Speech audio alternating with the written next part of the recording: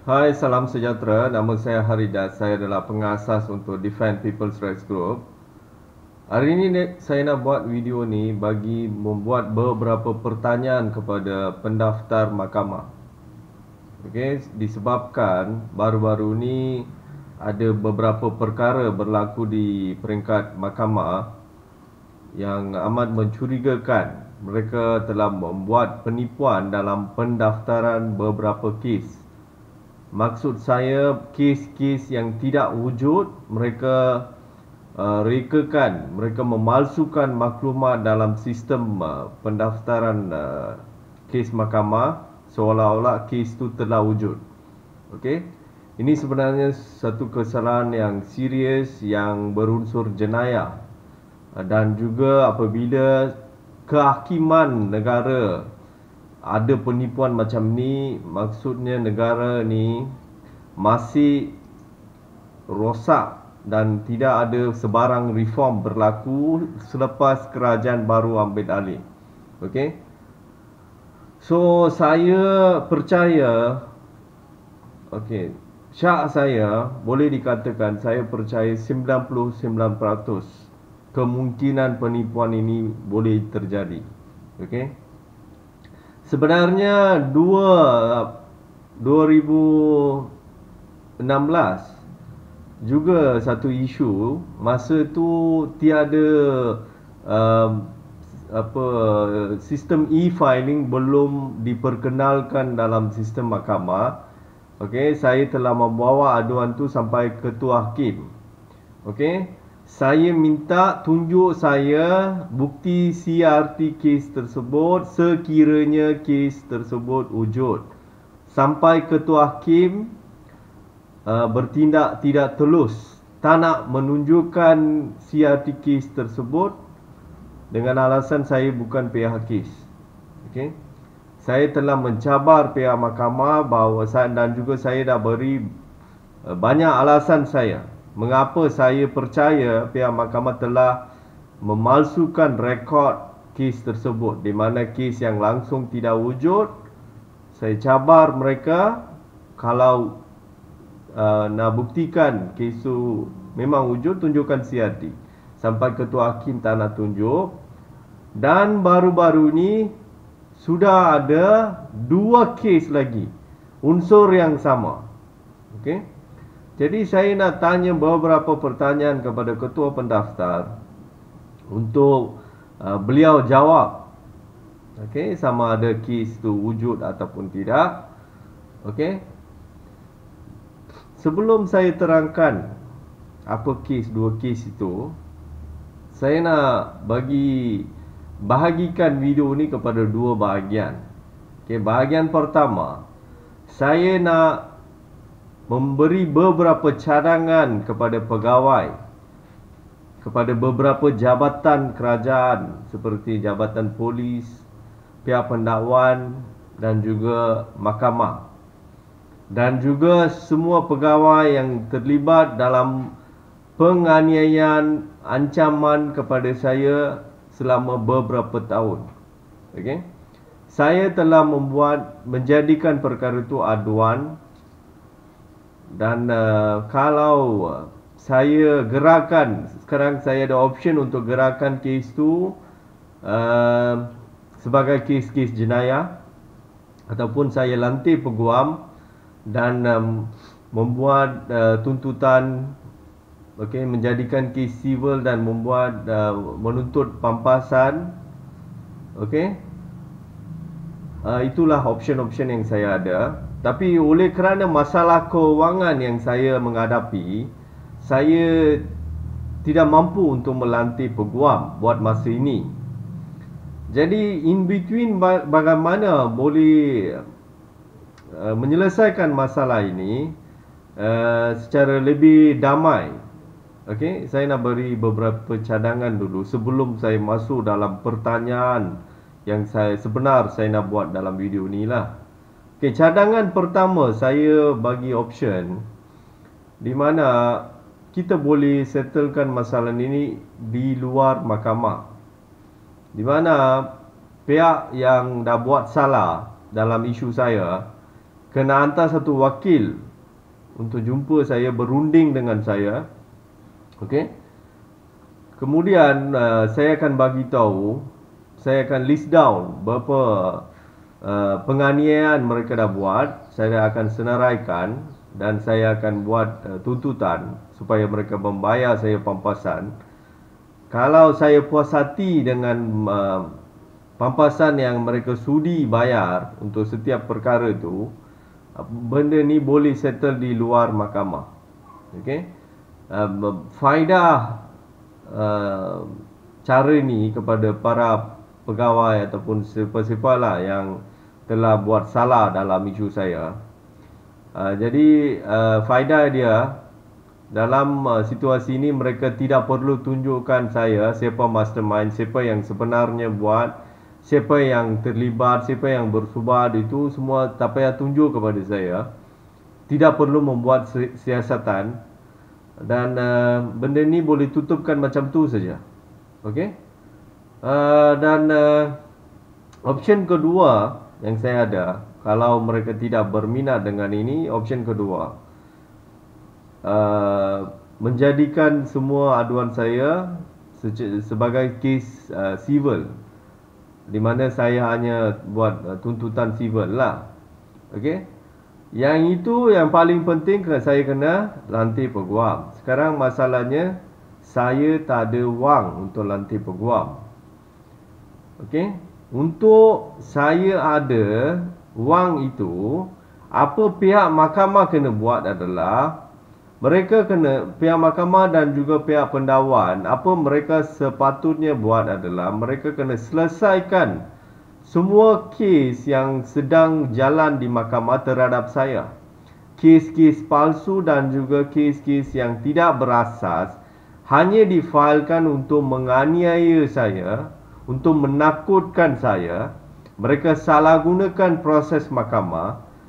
Jadi kes-kes itu berapa cepat mereka selesaikan, dan saya terima balik duit jaminan yang saya bayar untuk kes-kes itu, maka saya akan ada wang untuk melantik peguam.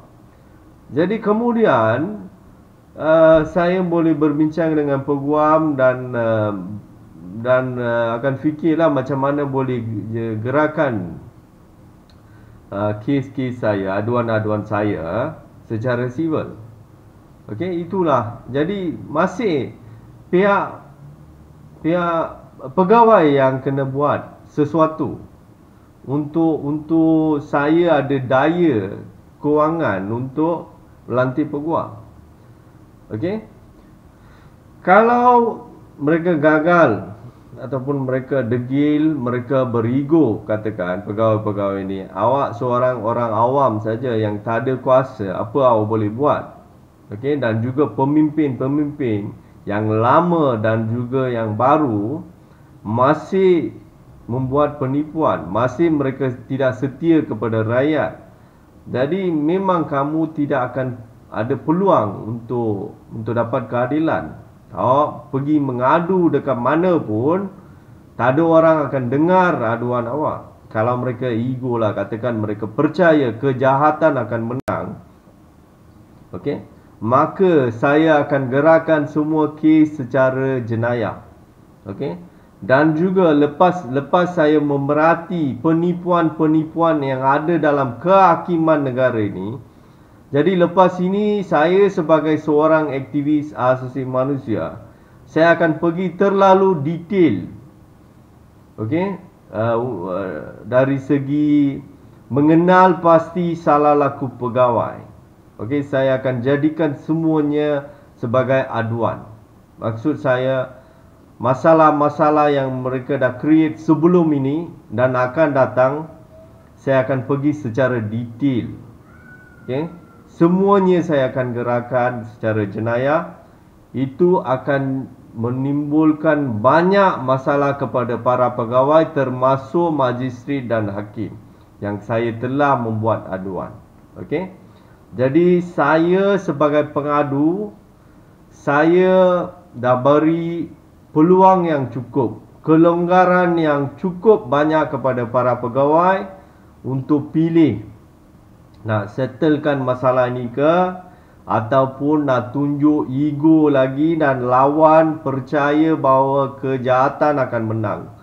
Mana satu kamu nak pilih? Saya boleh dikatakan sentiasa bersedia, okey, bersedia untuk menghadapi semua masalah. Okey, saya tidak boleh tunduk kepada ketidakadilan. Itu adalah pendirian saya daripada awal lah. Okey, benda tu tidak berubah dan tidak akan berubah. Saya akan tetap lawan. Okey, saya nak satu tanda daripada para pegawai mereka berundur. Awak kena berundur. Jangan tunjuk kuasa dengan saya. Saya tidak akan takut. Saya tidak akan tunduk kepada sebarang ketidakadilan. Saya seorang aktivis asasi manusia, okey, yang tidak akan tolak ansur dengan ketidakadilan. Saya akan lawan sampai habis. Okey, banyak lagi. Awak baru tengok sikit saja perjuangan saya. Okey, banyak lagi kamu orang kena tengok. Okey, saya akan pastikan orang surrender daripada buat jahat. Okey, jadi pilihlah. Lepas ini para hakim dan magistrat jangan tanya saya lagi, tak lantik peguam ke? Okey, saya dah bagi jawapan yang cukup jelas di mana saya tiada wang untuk lantik peguam. Okey, pilihlah mana-mana option yang saya bagi. Okey. Okey, saya masuk kepada pertanyaan yang objektif video ni lah. Saya nak tanya beberapa perkara. Okey. Untuk insiden 2016, kes itu yang saya percaya telah dipalsukan, rekod dia telah dipalsukan. Saya antara ketua hakim belum selesai. Pasal paling last, ketua hakim suruh saya gunakan proses undang-undang untuk memohon untuk CRT tersebut. Kemudian saya telah failkan satu saman pemula permohonan penzairan dokumen di Mahkamah Seremban, Mahkamah Tinggi Seremban, dan saya telah membayar untuk saman pemula. Saya telah mendaftar kes itu, memfailkan kes itu. Dibuang peringkat pendaftar saja yang buang. Dia cakap alasan ada isu teknikal dalam permohonan saya. Dia tak bagi tahu apa-apa penjelasan tambahan apa yang salah. Dia terus buang macam tu saja. Jadi saya dah cuba jalan perundangan. Okey, saya gunakan proses perundangan seperti saman pemula, tak jadi. Jadi saya akan datang kembali kepada ketua hakim. Saya mohon balik, tunjukkan saya CRT sekiranya kes itu wujud. Kalau beliau tak nak bagi, saya akan bawa aduan itu kepada Perdana Menteri. Okey, itu cerita lama lah. Saya 2016 lah, betul. Masa tu tak ada e-filing. Okey, sekarang sudah ada e-filing. Dan dua kes baru-baru ni saya percaya dipalsukan. Kes yang pertama adalah di Mahkamah Georgetown di Pulau Pinang. Okey, satu kes waran tangkap. Saya percaya rekodnya telah dipalsukan. Apabila nombor kes yang mereka menyatakan kalau search dalam sistem kehakiman, di website kehakiman, e-filing, kita boleh ada satu option untuk tengok senarai kausa untuk mana-mana nombor kes. Okey, apabila saya buat semakan melalui sistem itu di website kehakiman, memang satu maklumat keluarlah di mana satu hari di kes waran tangkap tersebut didengar depan seorang magistrat. Itu satu tarikh keluar, dan itu satu detail saja ada untuk kes tersebut. Okey, alasan saya mengapa saya syak kes tersebut maklumatnya telah dipalsukan, di mana maksud saya kes memang tidak wujud, dan kemudian apa yang saya percaya, kemudian apabila mereka perlukan nak menipu seolah-olah kes waran tangkap itu telah wujud, kemudian senarai kausa yang palsu di-create menggunakan sistem kehakiman.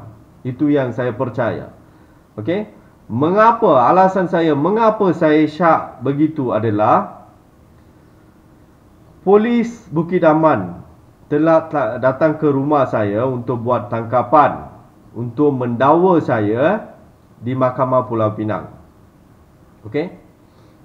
Pada tahun 2021 ke macam tu lah. Saya tak ingat tahun bila. Okey?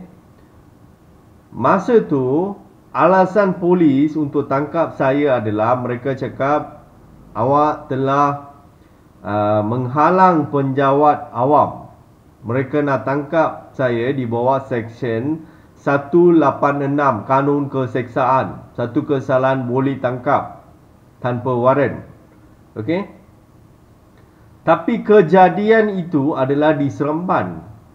Kes yang mereka maksudkan tersebut nak tangkap saya, mereka telah pun tangkap saya, telah gari saya, adalah satu kes di Seremban Negeri Sembilan, bukan di Georgetown Pulau Pinang. Okey, mereka tangkap untuk kes di Seremban, mereka bawa saya ke Pulau Pinang dengan menggari saya. Kes di Pulau Pinang adalah satu kes multimedia, di mana kesalahan yang tidak boleh tangkap tanpa waran tangkap. Okey. Jadi kemudian saya dah buat satu laporan polis terhadap polis dengan mengatakan mereka telah menangkap saya, telah menggari saya untuk satu kes yang tidak boleh tangkap tanpa waran. Okey. Jadi kemudian baru-baru ni apabila ayuh kes tersebut memberi keterangan di Mahkamah Pulau Pinang, dia telah memberitahu kononnya saya ditangkap dengan waran tangkap, dan dia bacakan nombor kes itu. Okey. Oleh kerana masa saya betul-betul ditangkap, polis memberi alasan yang lain. Kononnya mereka nak tangkap untuk kes 186 Kanun Keseksaan, kes di Seremban. Jadi sekiranya mereka memang ada waran tangkap, mereka tidak perlu menggunakan alasan dengan kes lain. Mereka tidak perlu melanggar SOP, di mana tangkap untuk kes di Seremban dan bawa ke kes di Pulau Pinang. Itu melanggar SOP. Okey. Jadi benda tu tidak logik. Okey. Jadi kemungkinan yang besar adalah mereka tangkap saya tanpa waran tangkap. Okey. Oleh kerana saya telah menjadikan perkara itu satu kes, dan aduan tersebut juga akan melemahkan kes asal yang sedang jalan di Pulau Pinang. Jadi dengan bantuan pihak kehakiman untuk membantu polis, dengan membantu penipuan polis tersebut, pihak kehakiman pun turut serta dalam penipuan itu. Itu yang saya percaya. Dengan itu, satu senarai kausa palsu telah diwujudkan untuk menunjukkan seolah-olah kes itu telah jalan. Okey, kemudian saya cuba buat carian fail. Okey, apabila saya pergi ke kaunter di Mahkamah Georgetown Pulau Pinang, mereka suruh buat secara bertulis permohonan untuk carian fail. Jadi saya pun telah menulis dengan tangan satu surat, pasal masa tu saya memang duduk di Seremban. Saya pergi ke kes di Pulau Pinang, saya tak ada komputer masa tu. Jadi saya minta mereka selai kertas dan saya menulis dengan tangan permohonan itu. Okey, untuk kes ini saya nak buat carian fail. Obviously itu adalah saya salah satu pihak kes, pasal waran tangkap, permohonan waran tangkap tersebut adalah terhadap saya. Jadi saya obviously pihak kes. Jadi saya ada hak untuk membuat carian fail. Jadi dengan tu saya buat permohonan. Okey. Dan mereka cakap pada hari itu tidak boleh memberi apa-apa keputusan mengenai permohonan saya nak buat carian fail. Mereka suruh datang hari lain. Dan saya dah lepas tarik kes yang berikut, iaitu sebulan lebih dah, saya pergi balik ke kaunter tu. Mereka cakap pegawai dah pindah, jadi kena buat permohonan balik. Itu alasan yang tidak boleh terima lah. Kalau pegawai pindah, itu masalah dalaman. Mengapa permohonan publik kena buat balik? Bukankah pegawai baru boleh, yang ambil alih, boleh tengok balik permohonan yang asal? Okey. Dan juga pada hari itu mereka hantar saya kepada pegawai lain, penolong pendaftar di mahkamah itu, dan dia pula cuba menipu saya tidak ada hak untuk membuat carian fail. Mengapa? Saya adalah pihak kes. Waran tangkap sekiranya memang wujud, okey, kalau waran tangkap tu permohonan terhadap saya, maksudnya saya adalah pihak kes. Mengapa saya tidak ada hak untuk membuat carian fail? Dia punya alasan macam itu. Saya pun tidak setuju dengan alasan dia. Kemudian saya menulis kepada pengarah Mahkamah Pulau Pinang. Okey. Pengarah itu pun terus jawab melalui email saya. Tidak boleh benarkan saya untuk buat carian e-filing. Saya minta permohonan saya kepada pengarah Pulau Pinang, Mahkamah Pulau Pinang adalah saya minta akses, saya nak akses dalam sistem e-filing untuk kes tersebut dan buat carian fail sendiri. Saya nak tengok sama ada kes tu wujud. Okey? Saya nak baca apa keputusan mahkamah sekiranya wujud, apakah keputusan mahkamah untuk kes itu. Waran tangkap. Adakah mahkamah benarkan polis untuk waran tangkap untuk tangkap saya? Beliau cakap tidak boleh beri kebenaran. Kemudian saya minta, boleh tak memberi kebenaran untuk saya ambil CRT kes tersebut, di mana bukti yang lebih kukuh, yang langsung tidak boleh ubah suai oleh pihak mahkamah. Okey, pasal video itu akan ada tarik dan masa. Okey, jadi langsung tidak boleh tipu lah. Bukti yang paling kukuh lah CRT sebenarnya. Saya minta, boleh tak saya tengok CRT? Jawab terus oleh pengarah tu, tidak boleh benarkan saya. Kemudian saya syak lah, kalau memang kes tu wujud terhadap saya, mengapa dia tak benarkan saya? Jadi saya tanya balik,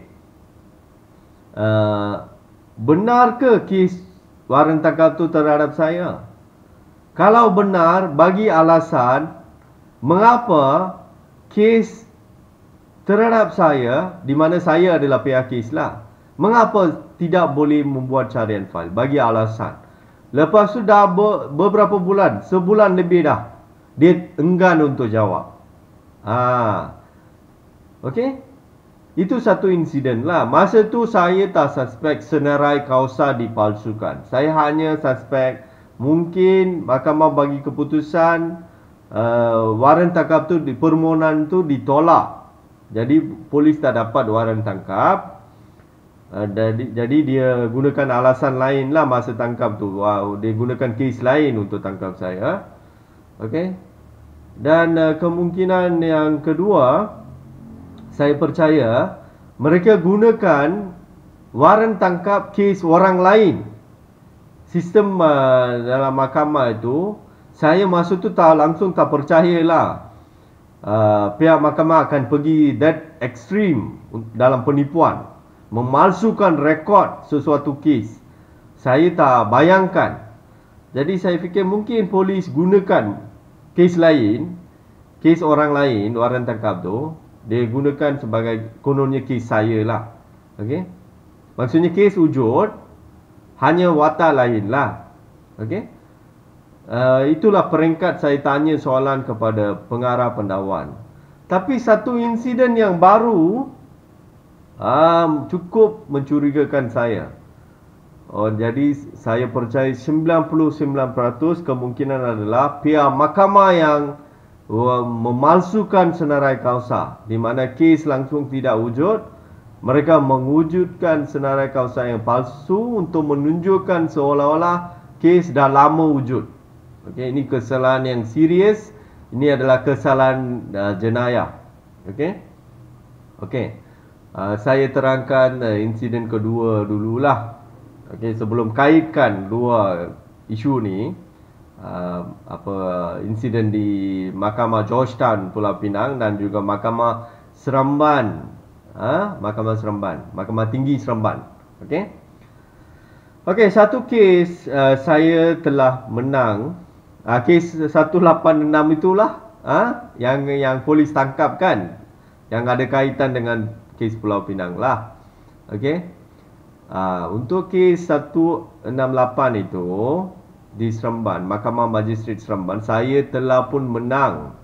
Okey, kes itu dibuang peringkat pendakwan saja. Okey, magistrate telah buang kes itu dengan mengatakan pihak pendakwan gagal untuk membuktikan prima facie kes tersebut. Okey, kes telah dibuang, saya dah menang dalam pertengahan bulan April tahun ini. Okey, saya dah menang. Okey. Pada 29 hari bulan Ogos, maksudnya dah 4,5 bulan lebih. Okey. Polis dalam lebih daripada pukul 7 malam lah, seorang polis menelefon saya. Okey. Dan bagi tahu ada surat dari mahkamah untuk saya ambil. Kena ambil pada malam itu juga. Okey, dia suruh datang ke sebuah balai polis dan ambil surat pada malam itu juga. Okey, saya pergi ambil surat itu daripada polis. Okey, surat itu menyatakan pihak pendakwan membuat rayuan terhadap kes yang saya telah menang 4 bulan lebih itu. Okey, dan mereka suruh hadir ke kes itu pada 1 September. Okey, beberapa hari yang lepas. Okey, saya pun pergi ke kes itu. Sebelum itu pun saya dah jumpa peguam dan saya tanya. Sebelum itu pun saya dah semak dalam sistem kehakiman sama ada senarai kausa wujud atau tidak untuk kes tersebut.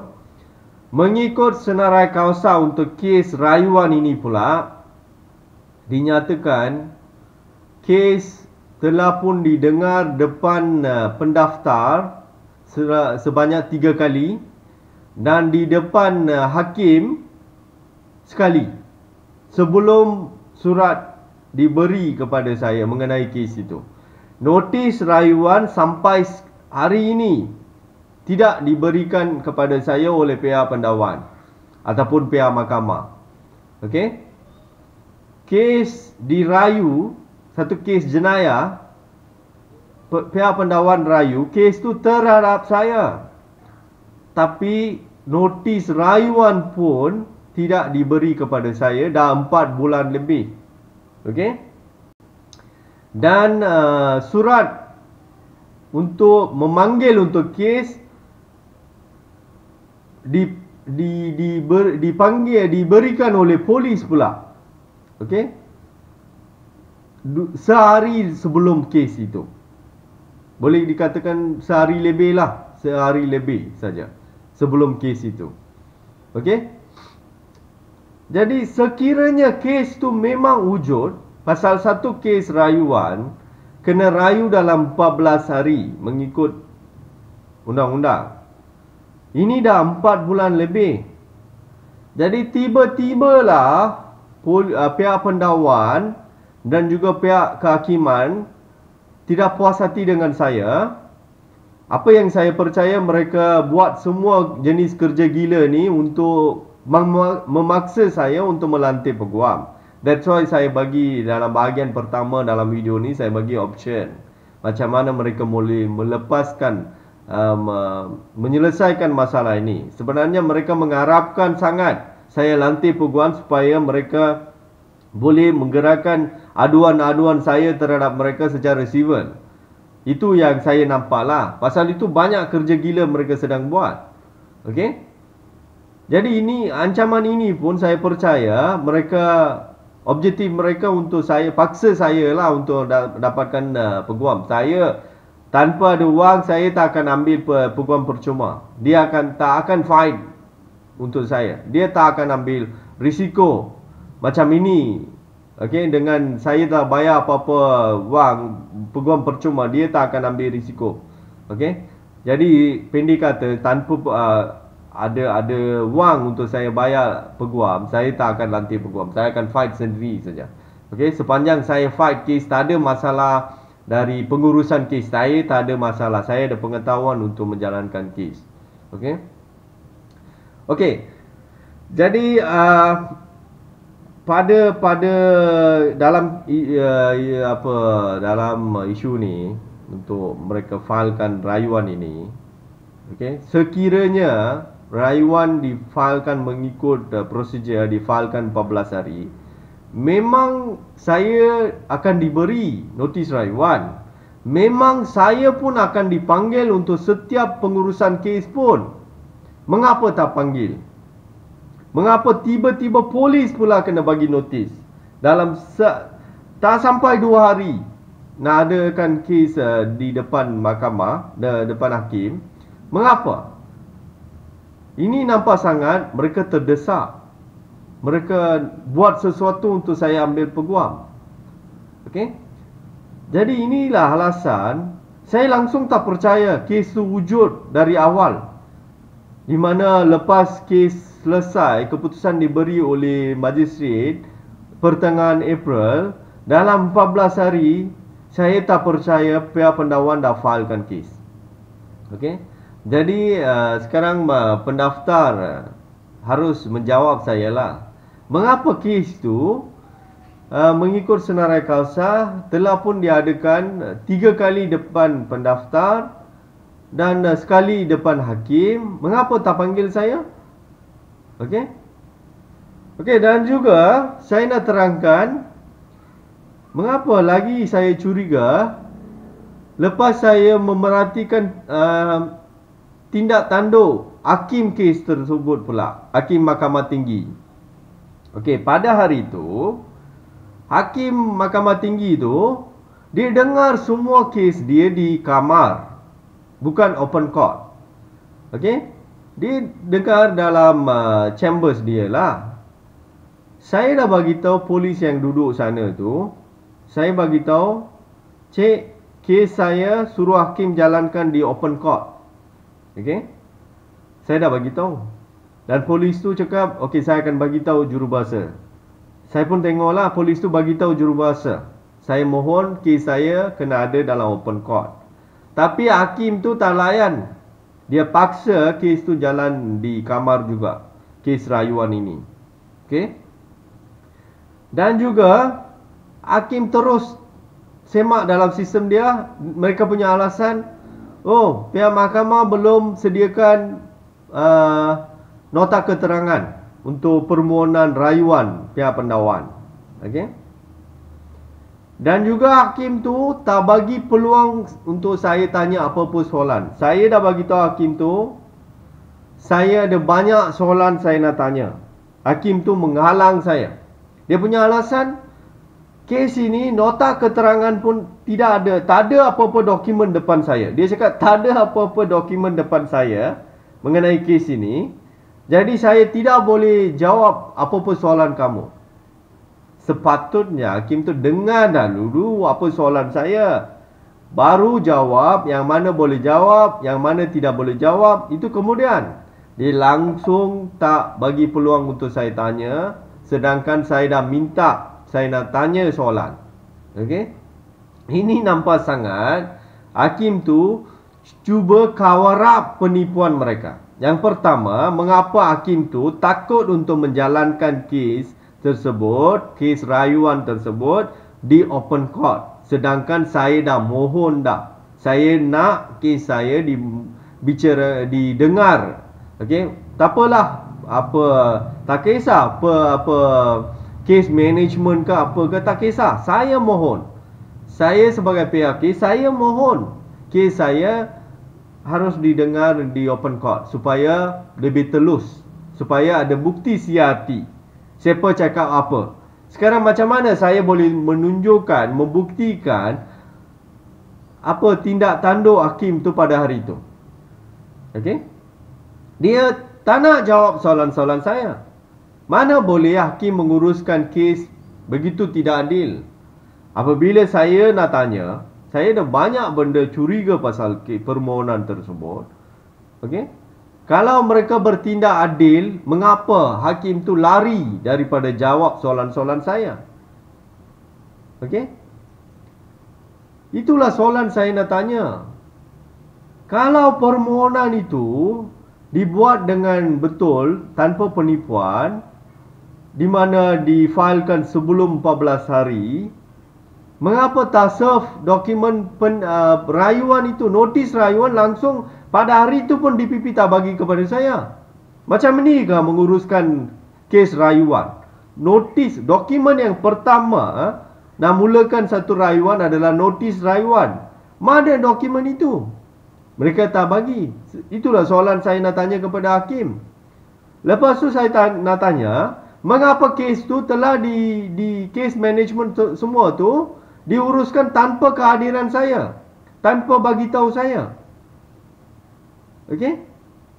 Jadi apa prosedur mereka sedang ikut? Saya nak tanya hakim tu, dia tak nak jawab. Dia langsung tak bagi peluang untuk tanyalah. Okey? Jadi, that's why saya kena tanya kepada pendaftar mahkamah lah sekarang. Kena jawablah setiap soalan saya ni. Okey?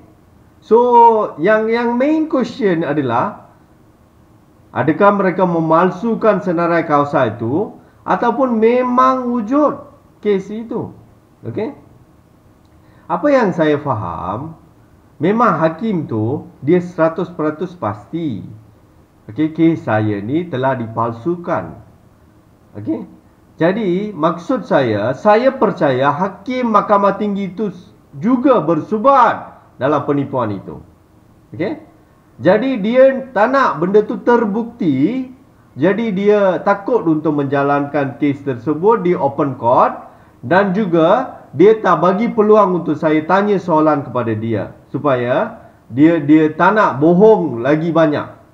Kalau saya tanya obvious question macam ni, senarai kausa ni dipalsukan ke apa? Kes ini memang wujud ke? Kalau saya tanya macam tu, apa dia nak jawab?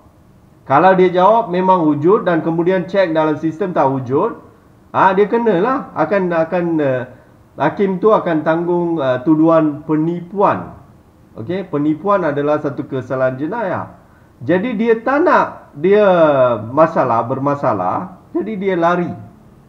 Okey, walaupun dia lari macam itu, masih boleh dikatakan dia bersubat. Maksud saya, katakan sebagai seorang hakim Mahkamah Tinggi, dia sudah tahu satu kes dipalsukan, okey, disubati oleh pihak mahkamah dan juga pihak pendakwan untuk menganiaya saya. Okey, sebagai hakim Mahkamah Tinggi, apa sepatutnya dia kena buat? Okey, bukankah dia sepatutnya demi keadilan pada hari itu kena selamatkan saya, kena lawan dengan pihak DPP? Okey, sebagai hakim dia kena tunjukkan interest untuk saya nak semak. Bagaimana satu dokumen pun tak ada dalam sistem saya, supaya saya lihat bagaimana boleh jadi macam ini. Sepatutnya hakim tu kena menegakkan keadilan di sana. Bukan dia nampak, mesti ada penipuan ni, kita kawal buat tak tahu sajalah. Kalau hakim Mahkamah Tinggi buat tak tahu, maksudnya dia bersubat dalam penipuan ini. Okey? Okey, jadi kalau katakan benda ni disiasat, okey, saya tak percaya ini adalah penipuan peringkat macam pendaftar, mahkamah penolong pendaftar ataupun pegawai-pegawai bawaan. Saya tak yakin. Apa yang saya percaya, bukan saja hakim Mahkamah Tinggi itu, okey, apa yang saya percaya, ada lebih atas-atas lagi bersubat dalam isu ni. Takkan mereka berani untuk memalsukan satu rekod kes yang tidak wujud diwujudkan. Okey?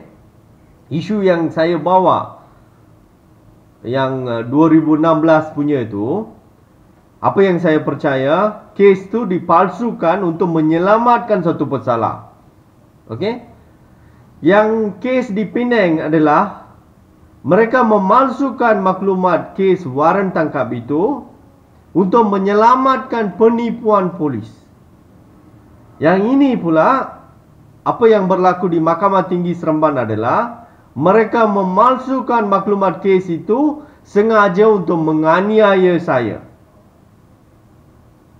Okey?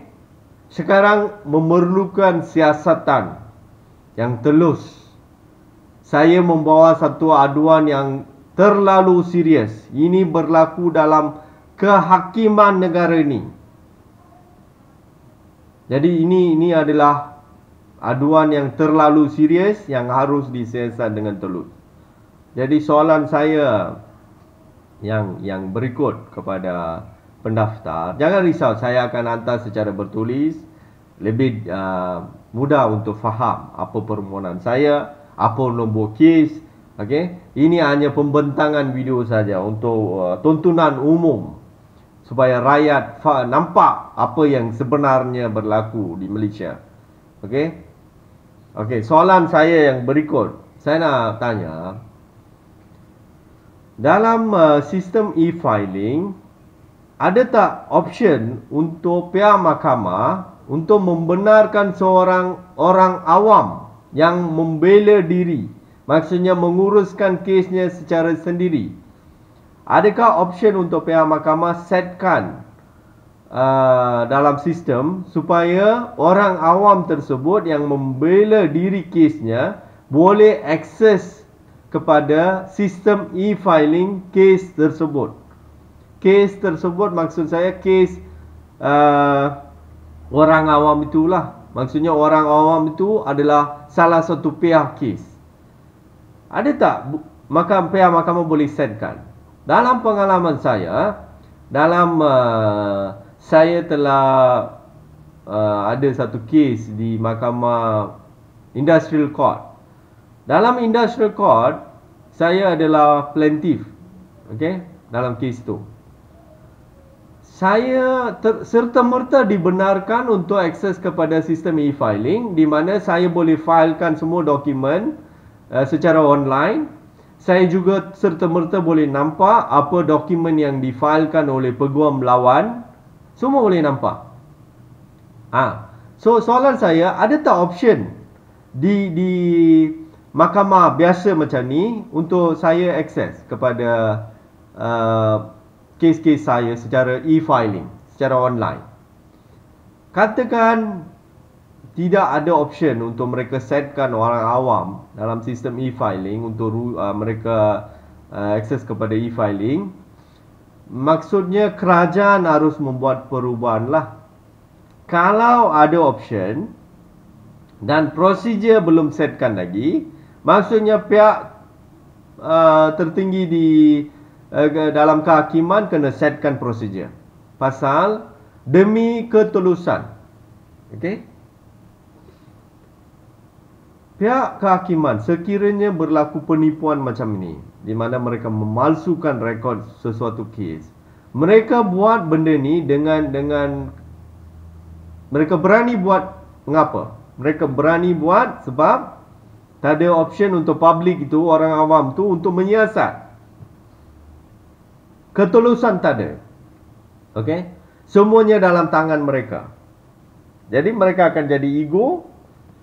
Okey, mereka akan buat penipuan pasal tak ada ketulusan. Sekiranya ada option, public ada hak untuk akses dalam sistem e-filing, di mana akan tunjuk tarikh bila pemfailan dibuat untuk setiap dokumen itu. Jadi mereka tidak boleh wujudkan, katakan 4 bulan lepas kes yang langsung wujud, hari ini mereka setkan seolah-olah nak tunjukkan senarai kausa, seolah-olah kes dah jalan 4 bulan yang lepas. Mana mereka akan ada option? Mereka akan takut.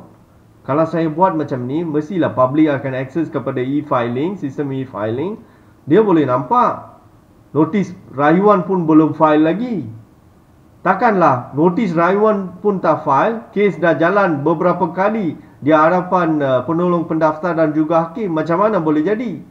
Betul tak? Demi ketulusan. Sekarang penipuan dibuat oleh para pegawai pasal tak ada ketulusan. Mereka ada peluang untuk menipu. Kalau peluang, kita kena cari semua peluang mereka ada untuk buat penipuan. Peluang itu harus ditutupkan dulu. That's why saya tanya. Okay, jawab saya. Ada option ataupun tidak? Kalau ada option, saya nak akses untuk semua kes-kes yang saya sedang membela diri, kes-kes saya secara e-filing. Okay? Supaya saya boleh semak apa yang sebenarnya berlaku. Okay? Jadi ini bergantunglah siapa nak bertindak, sama ada kerajaan bertindak ataupun pihak mahkamah kena bertindak berpandukan kepada jawapan ketua pendaftar kemudian. Okey. Sekarang katakan saya akses sekarang lah pasal benda ni dah lalu, saya dah jadikan aduan. Jadi masih pihak mahkamah ataupun pihak yang menguruskan database e-filing itu masih boleh buat penipuan. Saya ni ada knowledge dalam IT.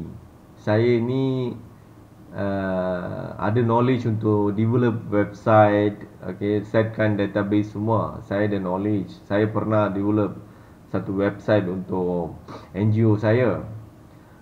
Mengikut pengetahuan saya, benda ni masih boleh ditipu. Di mana mereka kalau ada password untuk akses kepada database yang simpan semua maklumat e-filing ni, dia boleh akses. Katakan hari ini notis rayuan difailkan oleh pihak DPP, dia terus boleh akses. Kalau dia ada password untuk akses kepada database itu, dia boleh terus masuk sana tukar tarik yang database simpan. Kemudian akan tunjuk dalam apabila kita generate, kita tengok apa tarik itu. Table itu kalau dia akses tukar dalam database, automatik dia akan tunjuk tarik yang salah lah, yang baru mereka menipu itu. Okey. Jadi apabila saya mohon sekarang, masih saya tak akan percaya sekiranya tarik-tarik ada kes tu wujud macam tu semua. Masih tidak boleh percaya tanpa CRT. Itulah kaedah yang telah digunakan oleh Hakim Mahkamah Tinggi pada hari itu. Dia jalankan kes dalam kamar, bukan open court. Sedangkan saya mohon pun dia tak nak buat. Okey. Ini semua proses-proses mahkamah saya tahu. Tapi hanya saya ingin menyatakan ini adalah kelemahan-kelemahan yang ada dalam sistem kehakiman supaya mereka boleh menipu. Okey. CRT kalau ada untuk kes rayuan itu memang 100% boleh buktikan. Pasal CRT akan simpan video, akan simpan tarikh dan masa. Dengan itu saya ingin mengatakan CRT adalah bukti yang paling kukuh lah dalam menyemak sama ada rekod kes tu dipalsukan ataupun tidak. Okey. Option kedua saja e-filing lah. E-filing masih boleh ditipu dengan akses kepada database tu. Okey. Saya dah rujuk kepada peguam. Peguam bagi tahu senarai kausa boleh dipalsukan. Okey. Itulah maklumat yang saya terima daripada peguam lah. Jadi saya percaya semua senarai kausa ni telah dipalsukan. Okey, ini semua kelemahan dalam sistem yang mereka guna dalam sistem kehakiman negara ni lah. Di mana pegawai ada option untuk menipu. Okey. Ini semua kerajaan kena betulkan. Mereka kena tutupkan semua peluang ada kepada pegawai untuk menipu. Okey, kalau tak macam-macam mereka sedang buat. Okey. Yang mengenai ketidakadilan yang ada dalam rayuan macam ini, kes yang langsung tidak asas, okey, di mana kes tu adalah pada hari tu polis Bukit Aman datang untuk tangkap saya, okey. Kalau kita rujuk kepada kes utama pun, kita boleh tengoklah berapa peringkat pegawai salah gunakan kuasa, berapa mereka menyusahkan publik. Okey, kes asal dia pada tahun 2018 saya telah membuat video dan bongkarkan penipuan polis dalam kes-kes scammer. Okey. Yang pesalah adalah scammer dan juga polis yang menipu kes-kes scammer. Okey, yang tidak ambil tindakan yang wajar terhadap scammer. Jadi mereka lah pesalah. Saya orang awam yang membongkarkan penipuan polis tersebut dengan menggunakan hak bersuara saya langsung tidak bersalah. Okey. Jadi polis menangkap saya, maksudnya polis salah gunakan kuasa. Kemudian pihak pendakwaan telah mendakwa kes itu di mahkamah, maksudnya pihak pendakwaan telah salah gunakan kuasa. Okey. Bergantung kepada keputusan mahkamah, saya akan kenal pasti sama ada hakim mahkamah pun bersubat dengan mereka ke ataupun tidak, itu kemudian. Itu kes utama. Untuk kes utama itu, tengoklah berapa ketidakadilan sudah ada dekat saya, di mana untuk kes itu mereka kenakan jamin 20,000. Masa tu saya tak ada duit, saya telah pun duduk dalam penjara reman lebih daripada hampir sebulan di penjara Pulau Pinang. Okey, ini semua ketidakadilan yang ada dalam kes utama dia lah. Okey, untuk kes itu polis datang untuk tangkap saya. Okey, masa tangkap itu dia nak masuk, saya dah mengaku video tu saya yang buat. Masih dia nak rampas semua barangan komputer saya. Dia nak masuk dalam rumah saya. Masa tu rumah saya telah dikunci dan kunci rumah tu ada dekat saya lah. Okey. Dan polis paksa saya untuk buka pintu. Okey, untuk supaya mereka boleh masuk dan rampas komputer. Mengenai rampas komputer saya tu, komen saya adalah itu adalah cara polis untuk menyusahkan ataupun menakutkan seorang daripada bersuara bertentangan dengan mereka mengenai salah laku mereka. Okey, mereka nak menyusahkan publik tu, orang awam tu, dengan merampas semua peralatan komputer supaya mereka tak ada duit untuk kena beli balik semua barang lah. Itu adalah helm polis lah. Okey. Logik di sana, awak nak charge untuk kandungan video saya. Kononnya dia cakap saya dah fitnah polis lah. Okey. Buktikanlah. Gunakan kandungan video saya. Okey. Kan video ada dalam social media. Mengapa dia perlukan komputer saya? Sekiranya saya menafikan saya tak upload video tu, barulah rampas komputer saya untuk menyiasat hardware dia, sama ada dia mesh tak untuk video yang ada dalam website tu. Ada tak video tu dimuat naik dia menggunakan komputer saya ataupun handphone saya. Baru mereka ada keperluan untuk merampas komputer. Tapi Malaysia ni kan semua pegawai akan bertindak tidak adil lah. Mereka akan bagi tahu banyak prosedur. Secara logik benda tu tidak perlulah. Itulah komen saya. Tidak perlu. Apabila tertuduh dan mengaku video tu dia yang muat naik, kemudian awak fight dengan kandungan video, tak perlu rampas sebarang dia punya komputer ke phone ke, tak perlu. Jadi pada hari tu dia paksa lah buka pintu. Saya nak masuk rampas. Saya bagi tahu, tunjukkan warrant, search warrant. Awak nak masuk ke rumah saya, tangkap tak apa, dia dah buka section under Akta Asutan juga. Akta Asutan memberi kebenaran polis untuk menangkap tanpa warrant. Saya tak minta pada hari tangkapan untuk siasatan polis. Pada permulaan kes tu, saya tak minta warrant tangkap. Saya minta kalau awak nak masuk ke rumah saya, tunjuk search warrant daripada mahkamah. kebenaran mahkamah yang membenarkan kamu masuk ke rumah saya. Tunjuk yang itu, saya benarkan. Sepatutnya polis itulah dia kena buat. Okey, dia tak buat. Dekat mahkamah, kes magistrate yang mereka tuduh Section 186, kononnya saya dah menghalang penjawat awam. Mereka kalah sebab mereka dah mengaku saya dah minta warrant search warrant. Okey, mereka yang tak nak bagi. Okey, jadi pasal itulah alasan utama. Selebihnya mereka bohong lah. Yang itu semua saya dah menyatakan dalam ujian bertulis saya, yang mana mereka punya penipuan sudah ternampak. Jadi mengapa pendakwan masih nak merayu kes yang tidak berasas itu? Obviously untuk menganiaya saya. Macam ni ke Malaysia punya sistem? Okey, awak salah guna. Once dia sudah ada, pihak pendakwan ada kuasa untuk merayu satu kes. Tapi ini semua salah gunaan proses mahkamah. Mana boleh awak merayu satu kes sengaja untuk menganiaya seorang publik. Dulu mendakwa pun sudah menganiaya. Tak cukup lagi ke? Okey? Sekarang masalah di Malaysia ni, masing-masing cakap pasal kuasa mereka. Okey, polis, sebagai polis saya ada kuasa untuk tangkap awak dan siasat. Sebagai pihak pendakwan kami ada kuasa untuk mendakwa kes, untuk tarik balik kes. Suka hati saja mereka buat dengan maksud mereka ada kuasa.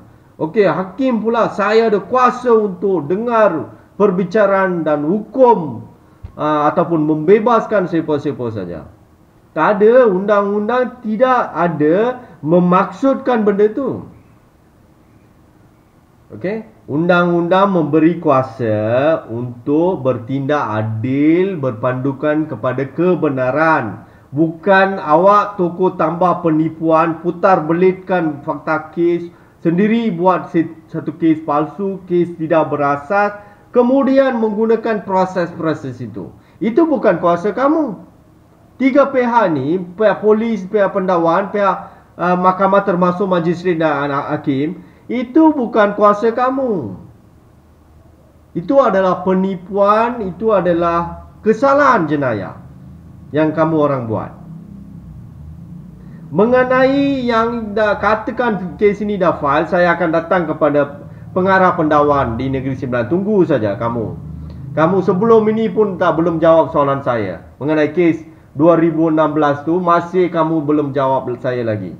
Okey, saya akan datang, video akan datang, dan pertanyaan yang berikut akan kepada pengarah pendakwan Negeri Sembilan. Kamu tunggu saja. Kamu kena bagi alasan mengapa kamu telah membuat rayuan. Yang pertama, saya langsung tak percaya rayuan itu wujud. Okey, apa yang saya percaya, pihak pendakwan dan pihak mahkamah dah bersubat sengaja untuk menganiaya saya. Kamu orang dah memalsukan rekod seolah-olah kes rayuan itu wujud. Okey, saya nak pergi semua peringkat. Kalau kes wujud, mengapa wujud? Pengarah pendakwan kena jawab. Jadi apa niat kamu? Nak menganiaya saya? Kena menakutkan saya kan? Lupa saja. Awak deal dengan Harida sekarang, seorang aktivis asasi manusia. Kamu jangan main-main dengan saya macam orang lain.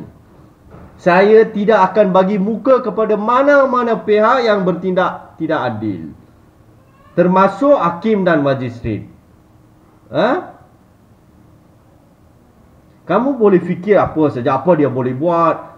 Ini kerajaan Anwar pun tak betul. Yang akan datang, yang lagi satu option yang orang awam adalah Perikatan Nasional. Dia memang perasuah, penipu. Mana publik boleh menang kuasa kami? Tidak. Okey, saya tak pasti pihak yang atas tu, pihak mahkamah, polis semua tu, pendakwan semua. Kamu kena faham plan saya. Okey, di mana lama saya dah bagi tahu ini adalah peluang terakhir kepada Datuk Seri Anwar untuk reform balik negara ini supaya diuruskan secara adil. Kalau dia gagal, saya punya langkah yang seterusnya adalah mewujudkan parti bukan Melayu mengambil alih kuasa pemerintahan orang Melayu. Maksudnya orang Melayu dijadikan pembangkang. Ini adalah semua proses ada dalam sistem demokrasi negara ini. Jadi awak sedang lawan dengan orang yang nak ambil alih kuasa. Saya nak lawan demi keadilan setakat itu. Jadi saya tidak mengharapkan banyak mana-mana pemimpin tolong bagi keadilan kepada saya. Tak ada macam tu. Cara saya nak keadilan. Saya nak orang yang membuat salah, tak kisah berapa kuasa yang dia ada, dia kena berundur. Itulah cara saya. Jadi awak tidak boleh lawan langkah-langkah saya yang seterusnya. Awak salah gunakan semua proses mahkamah dan masukkan saya dalam penjara. Itu bukan penyelesaian. Awak hanya merumitkan, menambahkan kesalahan-kesalahan awak. Jadi saya dah bagi peluang dalam bahagian pertama. Gunakanlah peluang itu. Jangan lawan dengan saya, membazir saja. Bahaya untuk kamu semua. Saya cakap baik-baik. Saya tidak akan tunduk kepada ketidakadilan. Saya tidak bergantung kepada Datuk Seri Anwar. Itu adalah tanggungjawab dia sebagai Perdana Menteri. Dia telah menjanjikan keadilan reformasi ini berpuluh-puluh tahun. Kalau sekarang dia tak buat, itu adalah satu pengkhianatan kepada rakyat. Kalau seorang Perdana Menteri betul-betul dia buat reform, betul-betul dia menguruskan negara secara adil, mana boleh pihak sampai kehakiman ada penipuan-penipuan macam ni? Mana boleh pihak pendakwan mendakwa ataupun merayu kes sengaja untuk menganiaya publik? Mana boleh jadi? Kamu nak tipu siapa? Kuasa mahkamah lah, kuasa peguam negara lah. Kuasa itu apabila digunakan untuk satu ketidakadilan, tidak bermakna kuasa-kuasa itu. Akan jadi kesalahan jenayah. Orang nak mengajar keadilan kepada siapa? Kami ini, undang-undang ni bukan rocket science. Okey? Ini bukan, undang-undang ni bukan untuk peguam, polis, pihak penguat kuasa, pihak pendakwan, hakim dan magistrat, pihak mahkamah, bukan. Undang-undang ni untuk semua rakyat, untuk mempertahankan hak mereka. Mana boleh kamu orang menganiaya saya, okey? Hanya disebabkan saya menentang salah laku kamu orang. Okey? Orang dah buat banyak kesalahan. Saya pun dah bagi banyak kelonggaran, banyak peluang untuk kamu orang untuk membetulkan. Okey? Ini kamu orang ambil sebagai last warning. Nak buat jalan mana? Nak settlekan masalah ke? Nak lawan? Nak tunjuk ciri-ciri jahat kamu? Pilihlah mana satu. Okey? Pasal saya nak buat satu keputusan. Okey? Nak terus lawan ke? Nak lepaskan kesalahan-kesalahan yang sebelum. Okey? Bukan maksudnya saya akan diam lepas ini. Saya nak negara ini sentiasa berada dalam keadaan adil. Jadi saya akan beroperasi sebagai seorang aktivis asasi manusia secara berterusan. Jadi jangan harap Aridas akan duduk diam diri, dia tak akan lawan salah laku kita. Tak ada, benda tu tidak akan jadi. Offer yang saya bagi adalah untuk kamu melepasi diri daripada kesalahan-kesalahan sebelum ini.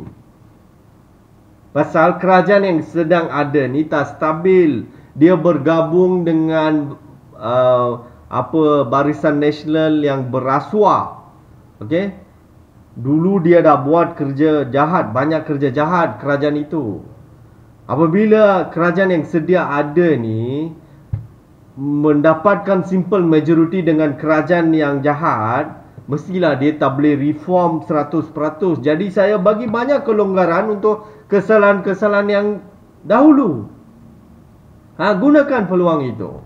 Nak settlekan luar mahkamah ke, nak selesaikan kes-kes yang tidak berasas, tidak kes-kes palsu yang dibawa oleh pihak polis dan pihak pendakwan tu, keluar, lepaskan semua duit jaminan supaya saya gerakkan semua kes secara civil ke, putuslah mana satu. Saya dah bagi peluang yang cukup baik untuk kamu orang untuk selesaikan masalah ini. Okey, saya haraplah kamu orang jangan percaya sangat kejahatan akan menang. Tak ada dalam sejarah kejahatan menang. Mungkin dalam beberapa tahun, jangka masa pendek, nampak macam dia menang saja. Tapi semua sejarah dah buktikan tidak ada sebarang waktu kejahatan menang selama-lamanya. Okey? Yang penting yang mangsa tu kena lawan balik. Saya jenis lawan. Jangan main-main dengan saya. Saya jenis lawan. Okey? Kebodohan kamu buat sekarang, kamu ingat, okey, kita lawan sikit lagi. Aridas mesti dia akan takut. Tak adalah, saya tak akan takut lah. Dah berapa tahun. Macam-macam kamu dah buat. Mana saya ada takut? Insaf lah. Tak ada orang akan takut tengok muka 10 sen kamu orang semua. Tak ada akan takut. Okey? Kami, apabila masuk mahkamah semua, nampak macam humble. Okey? Walaupun saya tak puas hati dengan orang, penipu semua, saya tak puas hati. Tapi lah saya layan juga. Pasal itu semua prosedur. Okey? Apabila awak tengok ciri-ciri saya, apabila saya berurusan dengan pegawai, jangan anggapkan itu adalah disebabkan saya sudah takut. Tak ada, saya tak takut. Hanya saya ikut prosedur.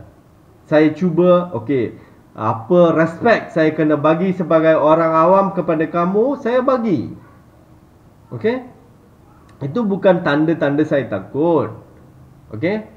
Apabila kamu telah mencabar saya dengan menipu, menganiaya saya akan mula lawan balik. Itulah kesan dia. Sekarang saya buat video macam ni, hantam kamu orang semua, kau secara terbuka. Ini semua jadi pasal saya langsung tak takut. Saya ni jenis lawan, menentang ketidakadilan. Cuba fahamlah. Simple logic tak boleh faham.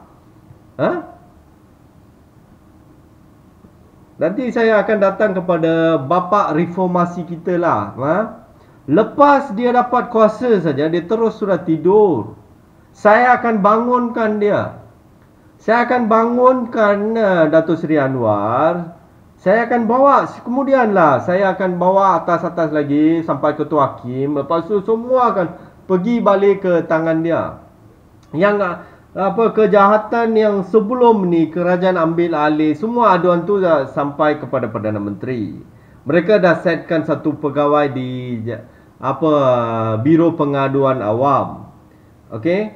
Dan saya dah hantar dia punya flow macam mana saya akan bawa affidavit semua untuk aduan-aduan saya. Dan pegawai saya dah bagikan kepada 7 bahagian, 7 jenis ancaman yang telah dibuat oleh pegawai semua peringkat, polis, DPP, mahkamah, semua tu. Okey, saya dah tunjukkan gambaran dia kepada pegawai penyiasat itu di Biro Pengaduan Awam, macam mana saya nak buat aduan itu. Affidavit untuk bahagian pertama saja saya buat. Okey, saya sedang tunggu apa tindak tanduk, adakah benda ni boleh settle luar mahkamah ke apa. Saya pun bagi masa lah. Affidavit 2 pun saya belum masuk lagi. Jadi saya tidak boleh salahkan pegawai penyiasat di Biro Pengaduan Awam buat masa ini pasal saya yang belum melengkapkan dokumen untuk aduan-aduan saya. Okey. Yang aduan-aduan lepas kerajaan ambil alih yang saya belum adu kepada Perdana Menteri, jadi saya masih akan bawa kepada dia. Jadi jangan main-main. Benda tu belum selesai. Yang lama pun belum selesai. In progress. Kamu orang tak selamat lagi. Takkan selamat. Dah buat benda jahat, mana boleh selamat. Karma, law tak akan lepaskan kamu. Kamu terlepas daripada saya pun, karma law tak akan lepaskan kamu. Mana mau lari. Okey, tak apa. Yang baru ni lah, fokus pada baru ni. Okey, sedang datang naik atas-atas lah. Itulah impact kamu nampak sekarang. Saya akan tanya apa pendaftar mahkamah kita, ketua pendaftar mahkamah. Okey, saya akan tanya soalan ini secara bertulis dengan jelas. Saya nak jawapan yang jelas untuk setiap soalan saya. Okey. Kemudian kalau kurang jelas, okey, ada keperluan, saya akan bawa kepada ketua hakim lah supaya beliau jawab soalan-soalan saya. Okey, dengan ini saya tamatkan video saya di sini. Sekian, terima kasih.